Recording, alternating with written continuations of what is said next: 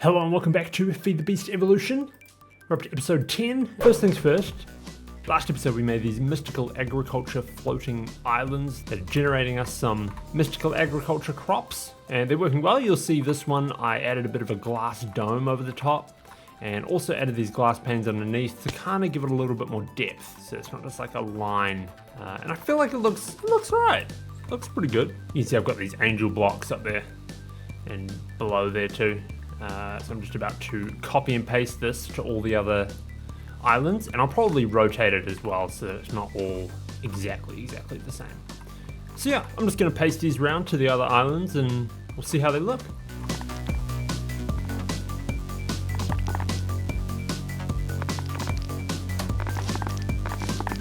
Here we go. They look like they've got a bit more substance now, a little bit more depth to them.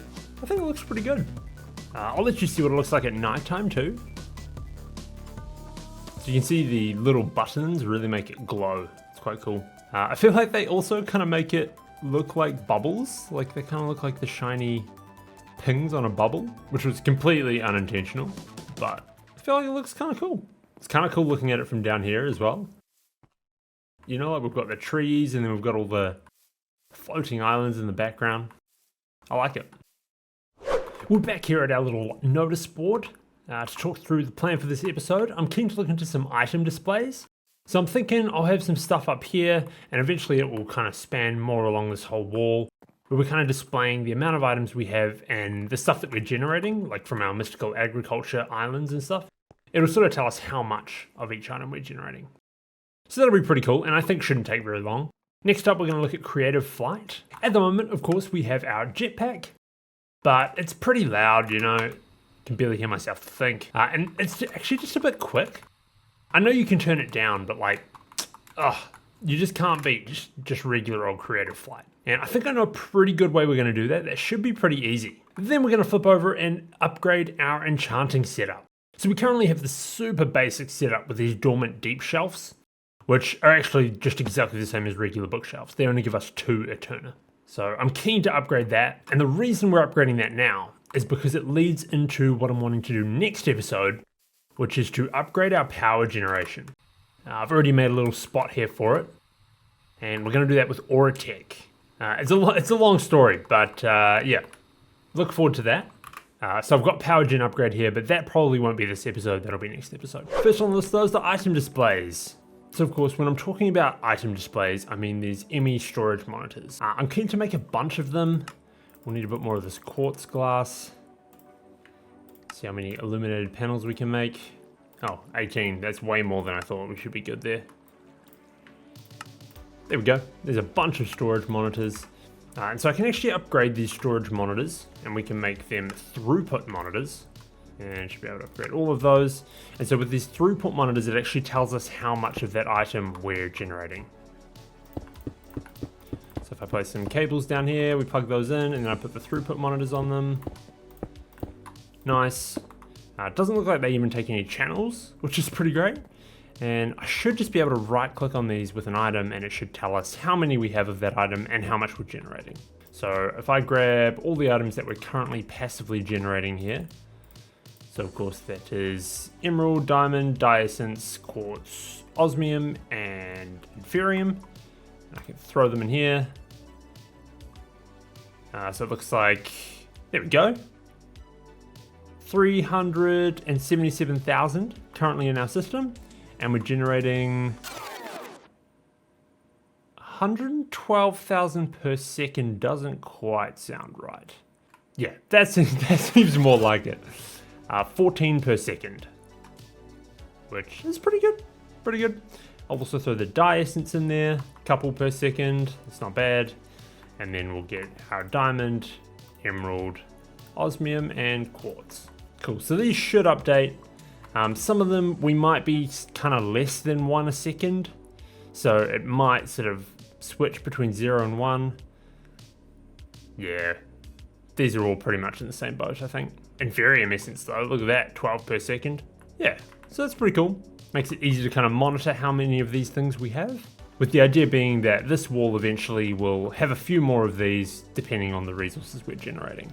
These machines here are all temporary as well. I just needed to set up some inscribers to make more circuits at one point, and we've got a setup here for charging our Certus quartz. But these will all be moved.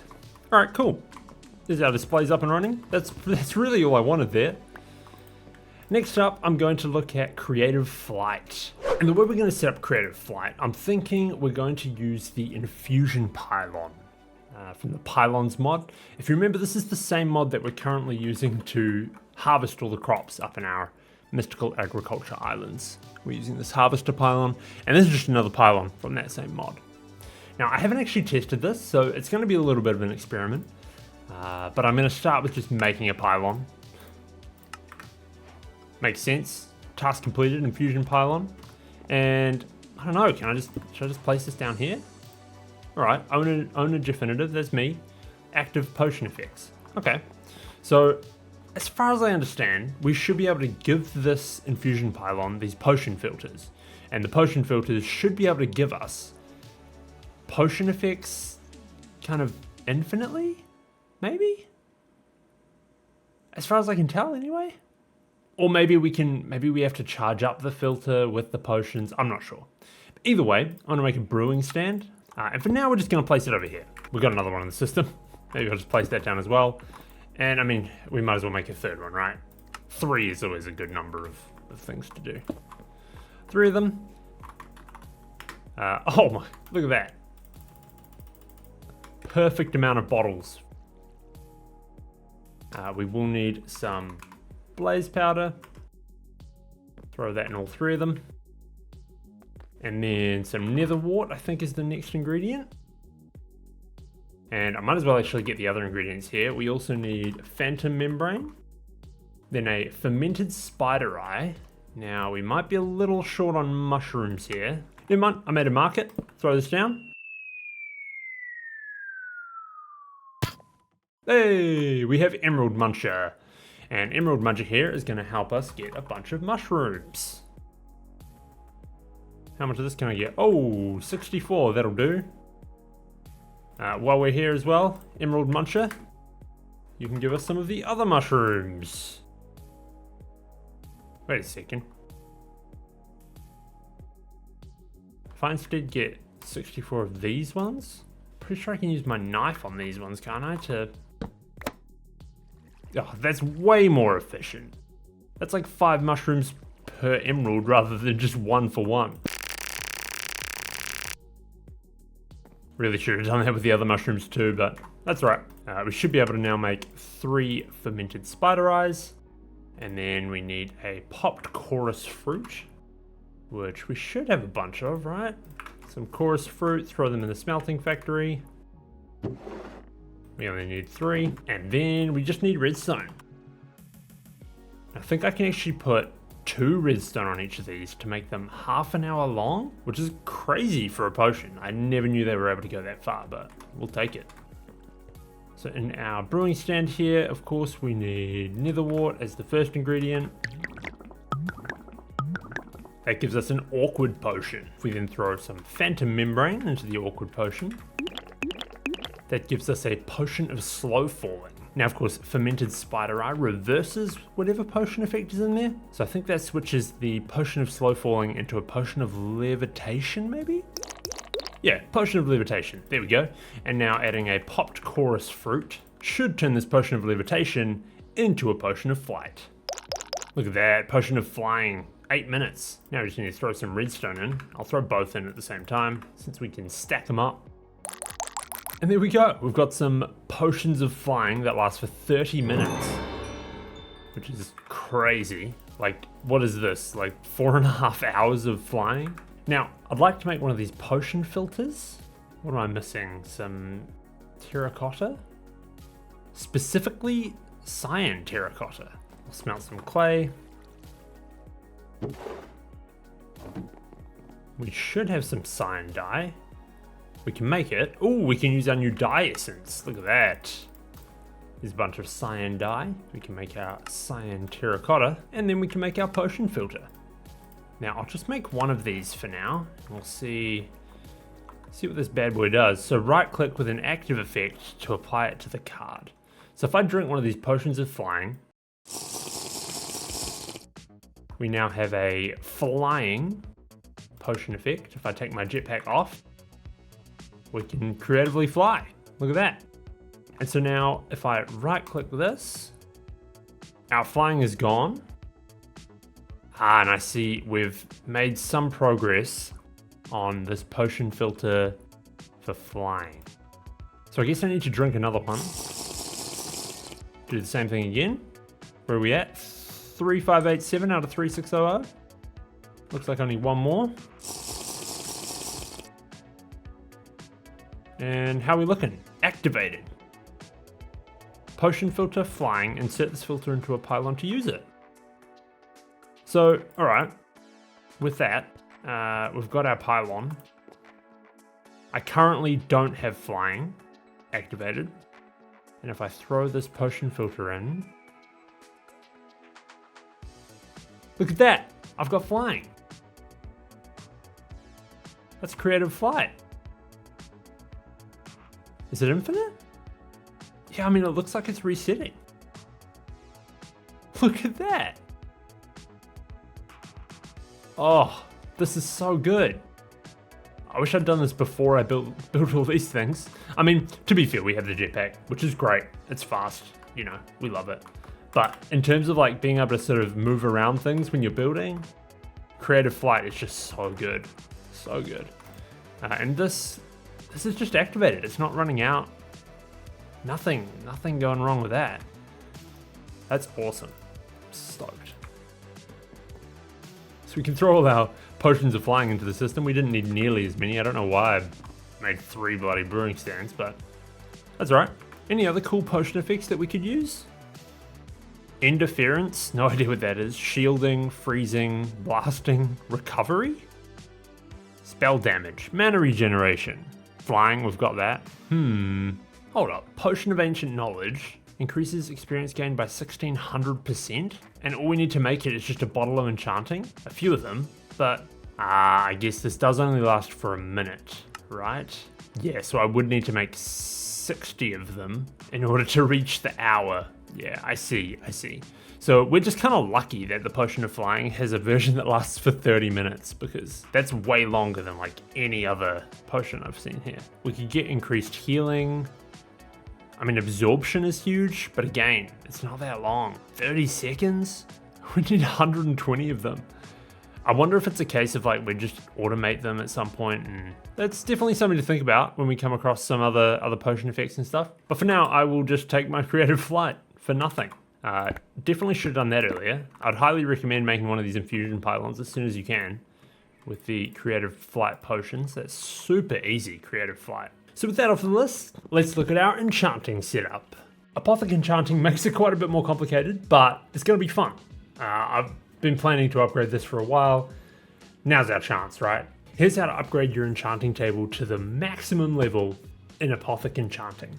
I'm doing this in Feed the Beast Evolution, but unless your mod pack changes things, it should be exactly the same. Apothic enchanting, as well as letting you increase your enchanting level up to 100, also adds in Quanta and Arcana. Quanta increases the randomness, so it will sometimes give you more powerful enchants and sometimes less powerful enchants. Arcana makes the rare enchantments more common and increases the amount of enchantments you get on the item you're enchanting. The values of your Eterna, Quanta and Arcana are determined by what you have around your enchanting table, just like in vanilla. In this case, these are just the same as regular bookshelves. Each bookshelf gives me 2 Eterna, which means I have a maximum enchanting level of 30, and the enchantments I can get at this point, it's all pretty standard stuff. Within Apothic enchanting, there's a bunch of different types of bookshelves, and you can see here they all kind of give different amounts of Eterna, Quanta, and Arcana. Now the catch is this max value at the end there. So I can make my enchanting setup all out of these crystalline sea shelves, but I'll still only be able to get up to 60 enchanting level.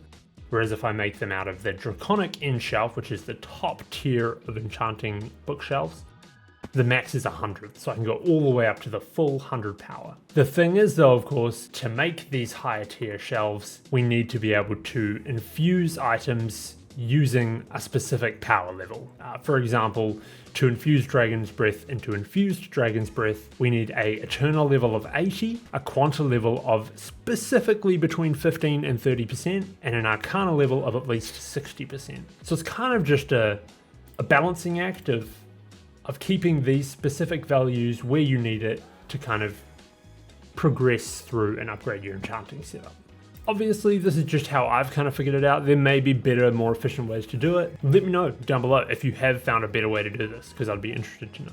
In order to get these higher tier bookshelves, you will need to go to the Deep Dark, you will need to fight the Warden, and likewise you also need to go to the end and defeat the Ender Dragon.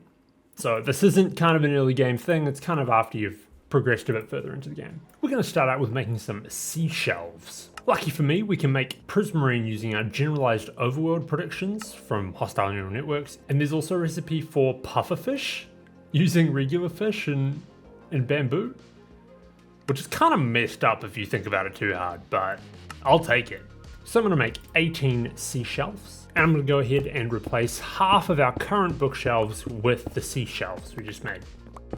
So with a few more levels, we should be able to infuse our remaining sea shelves, swap them out with the existing ones, and infuse the rest. Now using some Prismarine crystals, we can upgrade these 9 to crystalline sea shelves, which will swap out with our current basic bookshelves. And that should give us the right levels to infuse our dormant deep shelves. I'm going to infuse 14 of those, and at the same time I'm going to infuse 4 blocks of amethyst, which will turn them into budding amethyst, which we can use with some calcite and more bookshelves to make 4 geode encased bookshelves of stability. I'm going to put those and our deep shelves aside for the moment, because our next step is looting an ancient city.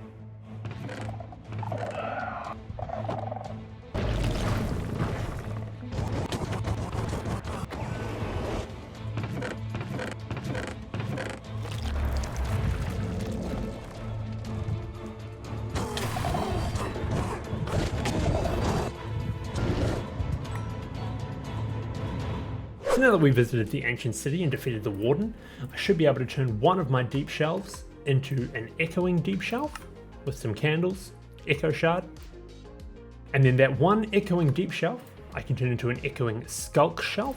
So this uses the Warden tendril. Now we can replace our setup here with our 13 deep shelves, our 4 geode encased bookshelves of stability, and our 1 echoing skulk shelf.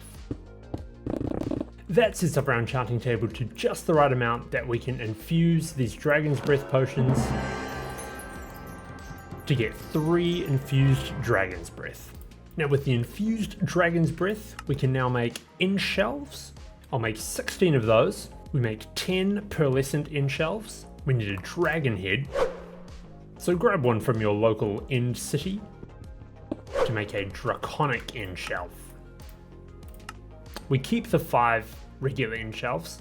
Now these 10 pearlescent end shelves with the 5 regular end shelves and the draconic end shelf, look at that, 100 Eterna, 100% Quanta, and 100% Arcana. Now I will note here that Quanta, of course, being 100%, means that your enchantment can kind of go either way.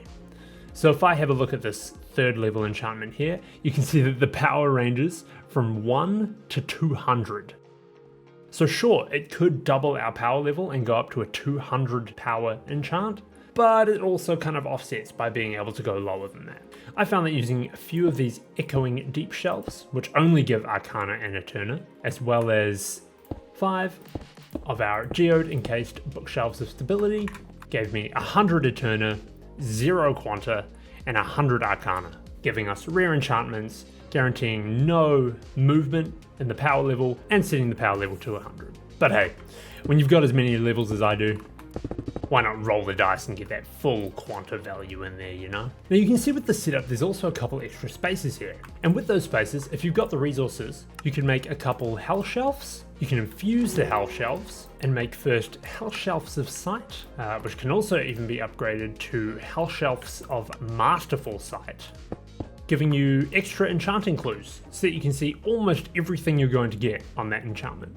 So there we go. That's pretty much our enchantment setup upgraded to as good as it can be. If there's a specific enchantment you're looking for, you might have to play around with the bookshelves just to get the right Quanta, Arcana, Eterna balance for the enchantment that you're looking for. And now the whole reason I did this was to get this Boon of the Earth 5 enchantment, which we'll use next episode to upgrade our power generation. Thanks for watching, like and subscribe. See you in the next episode.